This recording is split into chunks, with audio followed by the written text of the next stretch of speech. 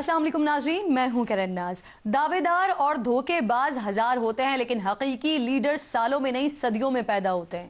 جب وہ مسلم حکمران بن کر ابھرا، عالمی طاقتوں نے اسے نشانے پر رکھ لیا۔ جب اس نے امت کو جگانے کی کوشش کی، اپنے حقوق یاد دلائے، ظالم کے آگے جھکنے سے انکار کیا، تو اسے اقتدار سے اتارنے کے لیے ہر طرح کی سازشیں ہوئیں، کبھی بیرونی تو کبھی اندرونی۔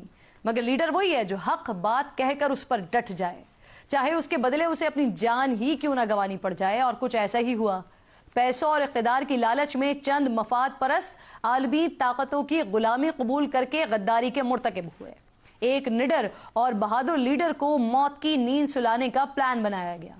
اس بہادر لیڈر کا قصور صرف اتنا تھا کہ وہ اپنی ریاست کو آزاد رکھنا چاہتا تھا۔ وہ کسی سے ڈکٹیشن لینے کو تیار نہیں تھا۔ اس نے دنیا کی سپر پاور کے آگے سر جھکانے سے انکار کر دیا تھا۔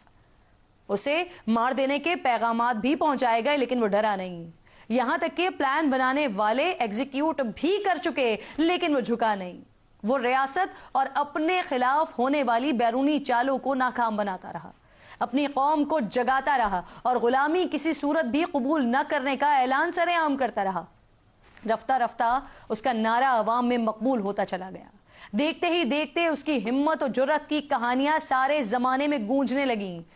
شاید وہ اس سے پہلے کبھی اتنا مقبول نہیں تھا جتنا دشمن کی سازش اور اندرونی غداری نے اسے کر دیا تھا۔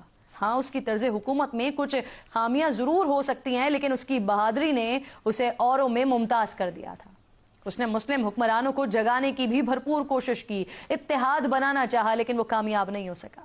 بدقسمتی سے بیرونی دشمنوں کے سامنے ڈٹ کر کھڑا ہونے والا اپنے قریبی ساتھیوں کے ہاتھوں دھوکا کھا گیا۔ اس کے ساتھ بھی وہی ہوا جو اکثر حق پر چلنے والوں کے ساتھ ہوا کرتا ہے۔ دنیا اس بہادر کو نواز شریف کے نام سے یاد کرتی ہے جس نے گیدڑ کی 100 سالہ زندگی پر شیر کی ایک دن کی زندگی کو ترجیح دی۔ آج اس عظیم بہادر لیڈر کا یوم ولادت ہے۔